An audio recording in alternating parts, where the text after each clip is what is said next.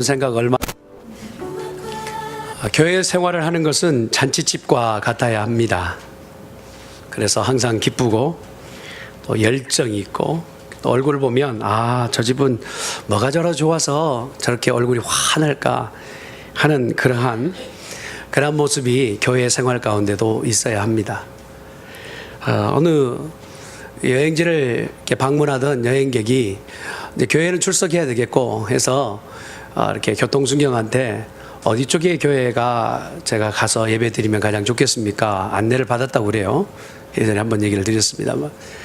네, 그렇게 안내를 받았는데 바로 앞에 있는 교회를 극구 이렇게 놔두고 저기 멀찍이 있는 교회를 가리키면서 저 교회에 꼭 가서 예배 드리라고.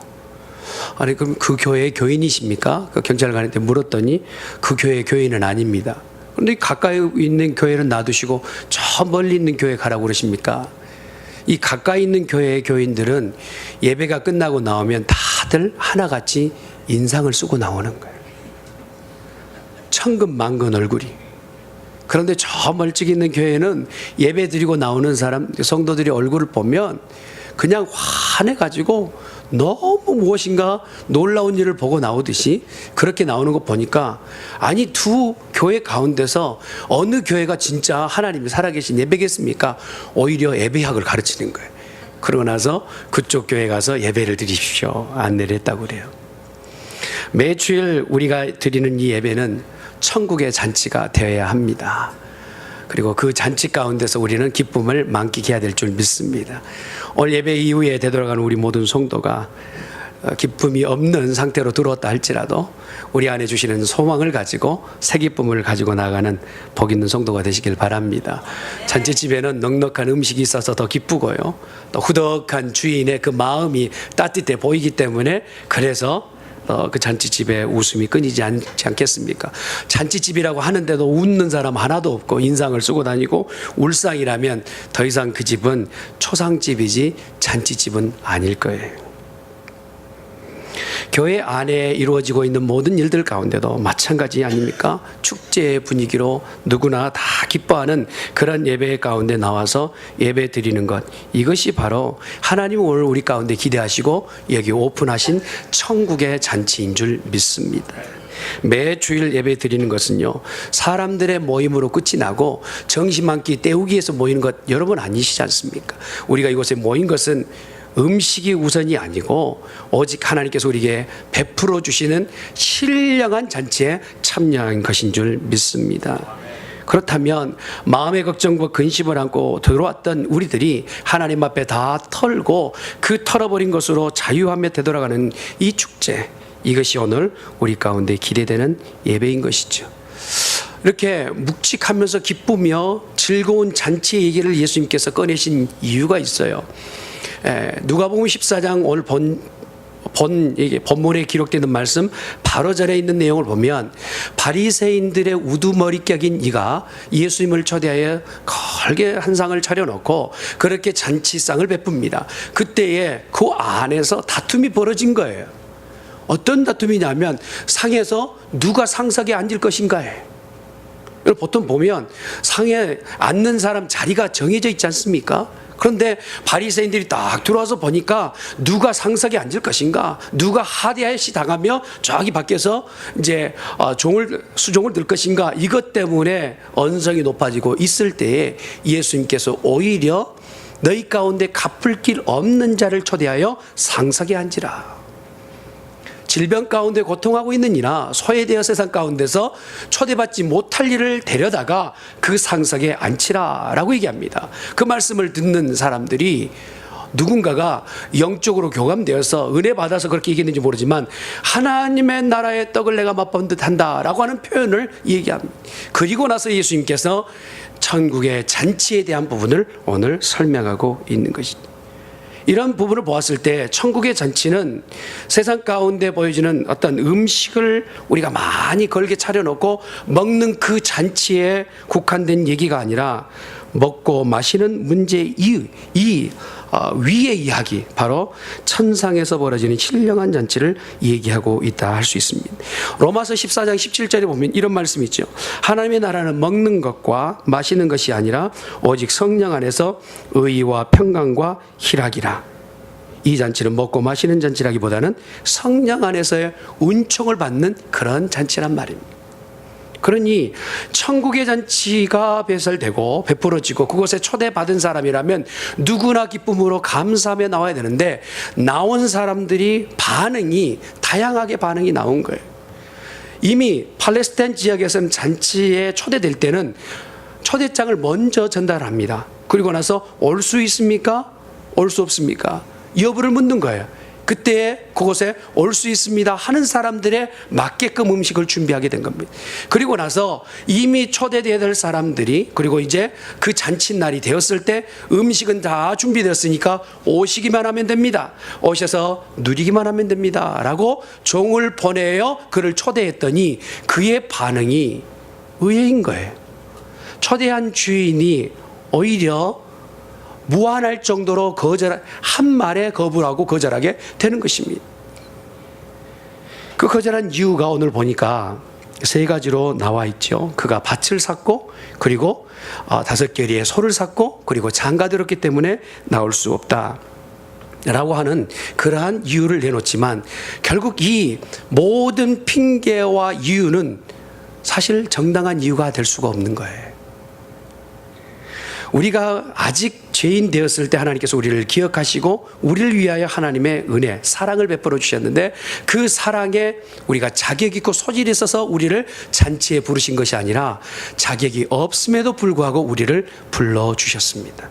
이것이 바로 하나님의 은혜예요.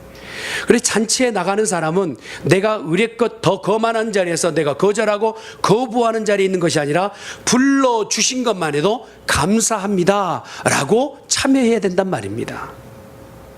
그럼에도 하나님이 불러주셨음에도 불구하고 그것을 거절하고 거부하는 대상들에 대해서 예수님께서는 면밀하게 꼬집어내시는 거예요.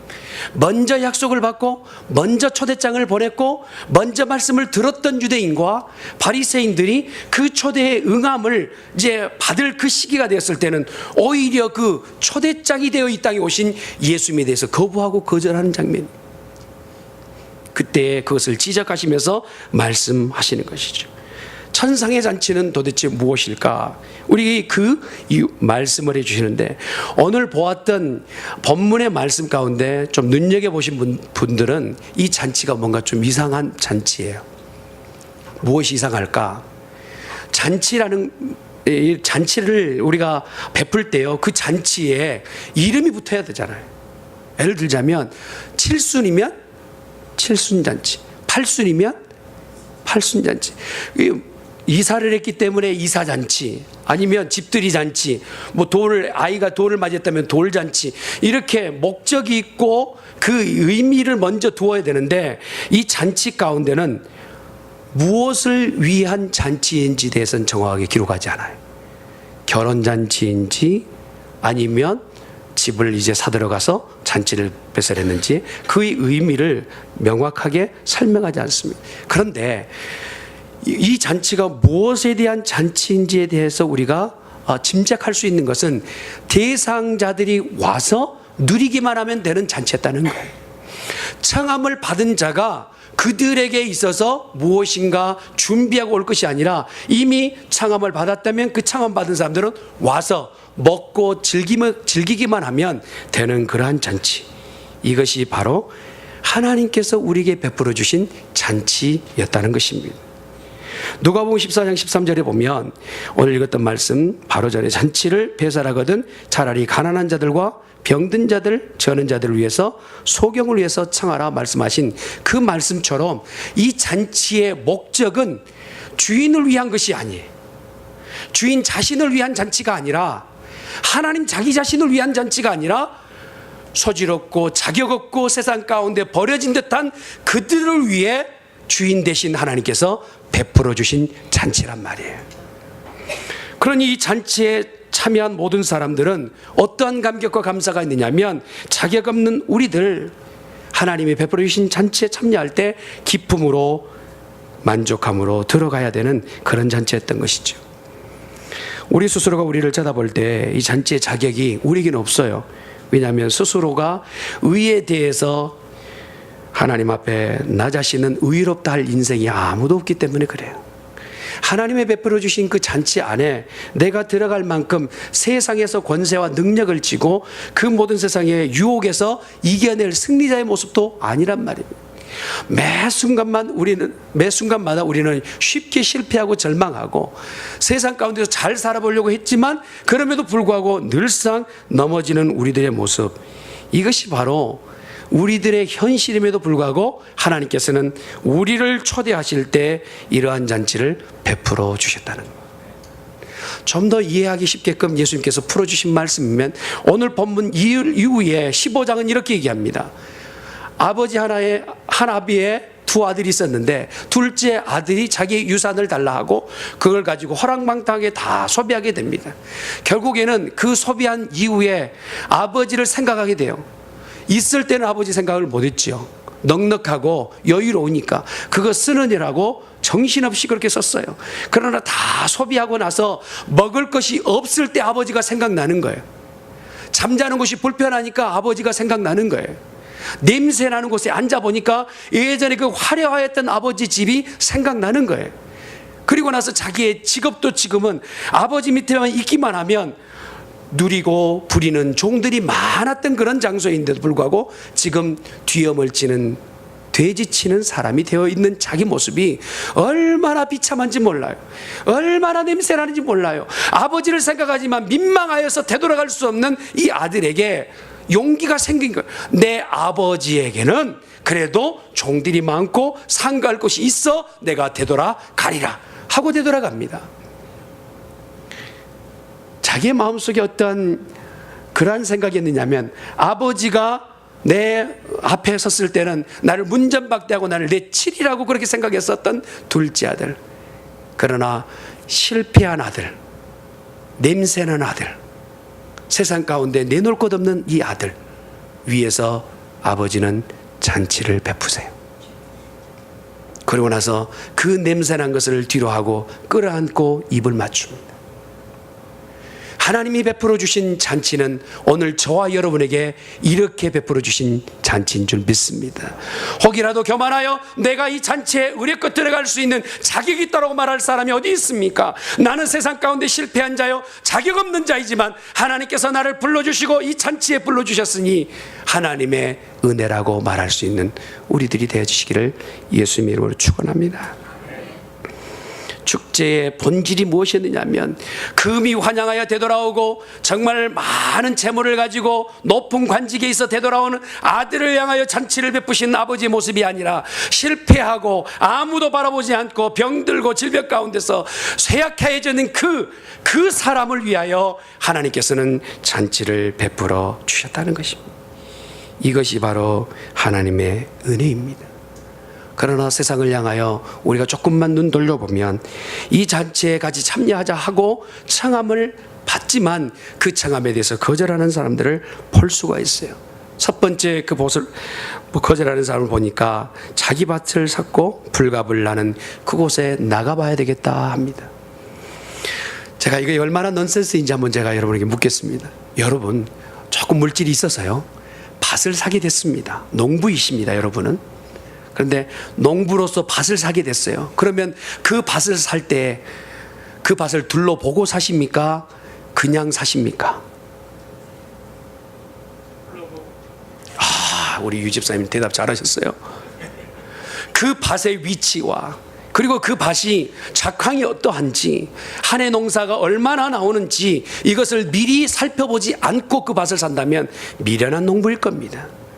뿌려도 씨앗이 열매가 없고 돌짝밭이어서 아무리 갈아도 보습만 깨지는 그러한 밭이라면 농부는 그것을 거들떠보지 않아야 된단 말입니다. 그런데 이 농부는 분명히 밭을 샀어요. 샀을 때는 어떤 마음으로 샀냐면 이 밭이면 좋겠다 하고 샀단 말입니다. 그런데 오늘 청함에 있어서 그가 거절한 이유가 뭐냐면 내가 밭을 사서 둘러보아야 되겠다라고. 이 세상에 하나님을 섬기지 못할 첫 번째 관점이 무엇이냐면 물질이 그 눈을 가리기 때문에 그래요. 하나님 앞에 뱃을 베풀어 놓으신 그 놀라운 잔치 앞에 이렇게 신령한 기쁨을 누릴 수 있는 기쁨의 자리에 우리를 초대하셨음에도 불구하고 이 기쁨을 만끽하지 못하고 세상 가운데 아직 주저하는 이들의 그 모습은 무엇 때문입니까?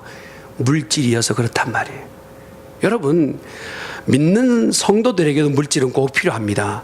그러나 물질이 우선되어서는 아니 됩니다. 이곳에 모인 성도들이여, 하나님이 우선되실 수 있기를 예수님의 이름으로 축원합니다.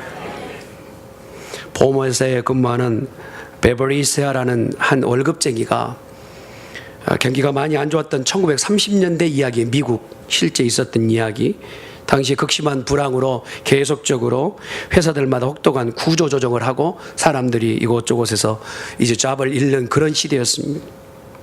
주일날 아침에 찬송을 이렇게 부르기 위해서, 연습하기 위해서 피아노 앞에 딱 앉았는데 찬양하는 것은 온데간데였고 마음의 근심과 걱정이 한가득인 거예요. 그래서 푹푹 한숨만 쉽니다. 직장이 어떻게 정상화될 것인지, 그리고 나는 언제쯤 잘릴 것인지, 내일에 대해서 막막한 거예요. 그래서 이 절망 가운데 피아노 앞에 앉아있는 그가 한 쪽지를 보게 된 겁니다. 그 쪽지 안에 이렇게 기록되어 있었어요. 주 예수보다도 귀한 것은 없네. 이 세상 부귀와 바꿀 수 없네. 어머니의 글귀였어요. 그렇게 글 써놓은 것을 보면서 너무 큰 충격을 받은, 두 줄 남짓한 그 글귀를 보면서 이 셰아라는 사람은 너무 충격을 받고, 아, 그렇구나. 내가 세상의 관점보다는 하나님 우선시하는 관점으로 다시 살아야 되겠구나 하고 그 글에다가 곡을 붙여 곡을 썼어요. 우리가 알고 있는 찬송가입니다. 주 예수보다도 귀한 것은 없네. 이 세상 바꿀 수 없네. 고백할 수 있습니까? 사랑하는 성도들이여, 이 세상의 어떠한 물질과 하나님의 자리와 바꾸지 말기를 주님의 이름으로 축원합니다. 하나님이 베푸셨던 그 놀라운 잔치, 기쁨의 잔치 가운데서 거절할 이유가 밭을 사서 둘러보아야 될 그 이유라는 것이 타당한 이유였을까? 우리 스스로 묻는 거예요. 그러면서 믿음을 갖고 있는 우리들에게도 마찬가지. 여러분, 지금 하나님이 베풀어 주신 이 놀라운 잔치 가운데서 걱정과 근심 가운데서 헤어나오지 못한 이유가 무엇입니까? 하나님이 주시고자 하는 이 놀라운 기쁨 가운데 그 기쁨은 내 문에, 영혼의 마음의 문에서 문턱에만 머물고 내 마음의 문 좌정에 들어오지 못한 이유가 무엇입니까? 혹시 이 세상의 근심과 물질적 문제 가운데서 여러분 놓여 있다면 이 시간에 그곳에서 노임받기를 주님의 이름으로 축원합니다. 사내들의 모든 것과 천하의 만물이 하나님의 손에 있는 줄 믿습니다. 서양의 속담 가운데 그런 말이 있어요.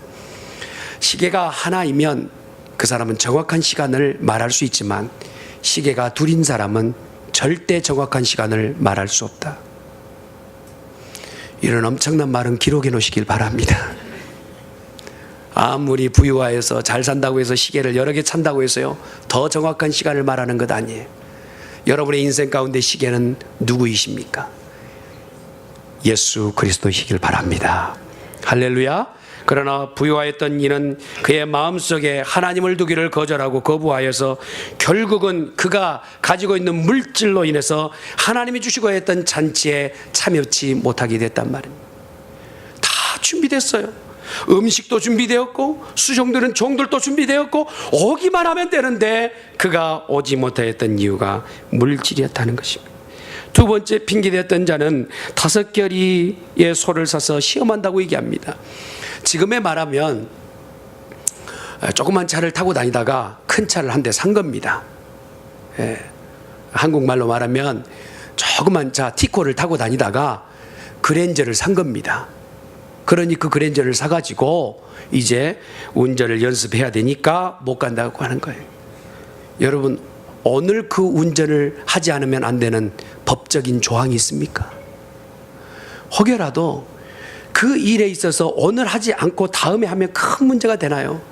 그러나 그의 마음속에 이미 하나님이 초대하시는 것에 대해서 마음속부터 거절하고 거부하게 되는 것이 있게 되었다는 거예요.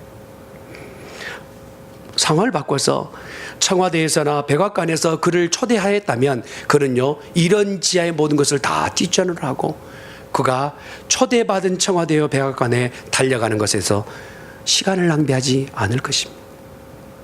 세상의 많은 일 가운데서 모든 일을 다 뒷전으로 하고 하나님 앞에 찾아 나온 귀한 성도들이여, 오늘 하나님이 준비하신 이 놀라운 축복 받아 누리시기를 예수님으로 축원합니다. 그러나 세상은 아직도 그것에 대하여 관여하지 않고 관심 갖지 않고 있다는 것이죠. 세 번째 핑계거리 무엇입니까? 오늘 보았던 장가 들었으니 못 가겠다고 얘기합니다. 실제로 이스라엘 법적으로 결혼한 이는 1년 동안 징집의 면제를 받게 됩니다. 그래서 아내와 함께 시간을 보낼 수 있게끔 그렇게 배려를 하는 것이죠. 그러나 잔치에 참여하는 것에 대해서는 사회 일반적 생활 가운데서는 결격을 두지 않는 거예요. 그럼에도 이 마음속에 정력에 타는 듯한 이 욕망과 욕정을 그곳에 할애하기 위해서 하나님 앞에 나아가는 것이 그렇게 마음에 두고 있지 않는 장면을 보게 되는 거예요. 하나님 앞에 나가는 그러한 자리에서 욕망과 욕정이 우리를 가로막고 있다면 그것마저도 뒷전으로 하는 이들이 되어야 될 줄 믿습니다. 이렇게 초대받고 나온 우리들에게요, 하나님이 요구하시는 것은 무엇입니까? 교회 안에 가득 채워져야 될 이들이 누구이냐면 하나님의 종들로 채워져야 된단 말이에요.